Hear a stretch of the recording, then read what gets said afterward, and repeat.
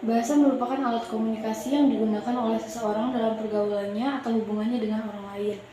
Bahasa merupakan alat bergaul, oleh karena itu penggunaan bahasa menjadi efektif sejak seorang individu melakukan berkomunikasi dengan orang lain.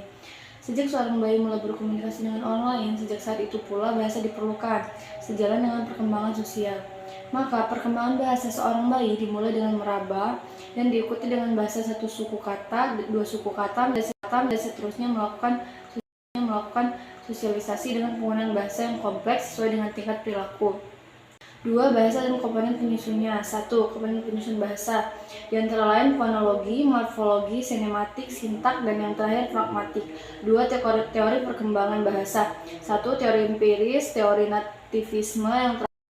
Di sini saya akan menjelaskan tentang tahap perkembangan bahasa. Yang pertama, periode pralinguistik.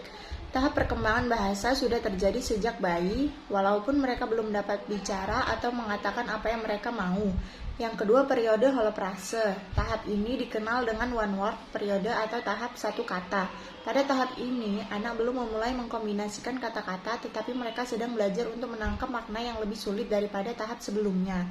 Yang ketiga, periode telegrafis. Anak mencoba menyampaikan pesan melalui satu kata, mencoba membentuk makna dengan mengkombinasikan dua kata.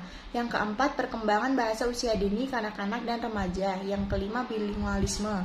Selanjutnya, karakter perkembangan bahasa remaja. Bahasa remaja adalah bahasa yang telah berkembang. Anak remaja telah banyak belajar dari lingkungan, dan dengan demikian bahasa remaja terbentuk oleh kondisi lingkungan. Lingkungan remaja mencakup lingkungan keluarga, masyarakat, dan khususnya pergaulan teman sebaya dan lingkungan sekolah. Pola bahasa yang dimiliki adalah bahasa yang berkembang di dalam keluarga atau bahasa ibu. Perkembangan bahasa remaja dilengkapi dan diperkaya di lingkungan masyarakat di mana mereka tinggal. Hal ini berarti proses pembentukan kepribadian yang dihasilkan dari pergaulan dengan masyarakat sekitar akan memberi ciri khusus dalam perilaku berbahasa. Baik, terima kasih. Di sini saya akan menjelaskan faktor-faktor yang mempengaruhi perkembangan bahasa. Di antara lain, satu, umur.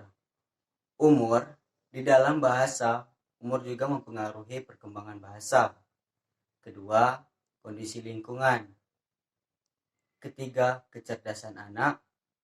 Keempat, status ekonomi keluarga.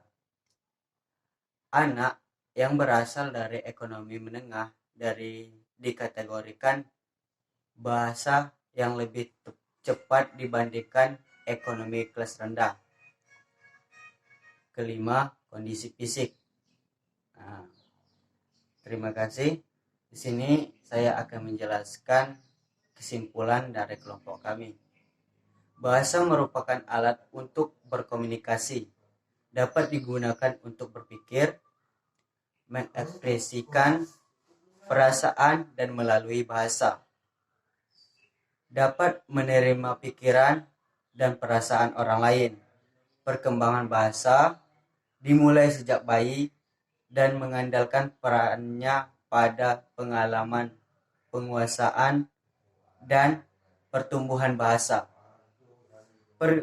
Pengembangan kemampuan bahasa bagi anak usia dini bertujuan agar mampu berkomunikasi secara lisan dengan lingkungan.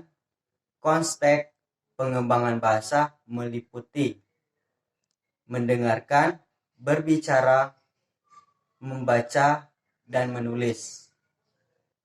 Dalam mengembangkan kemampuan bahasa, anak atau guru dapat memilih strategi dan mode secara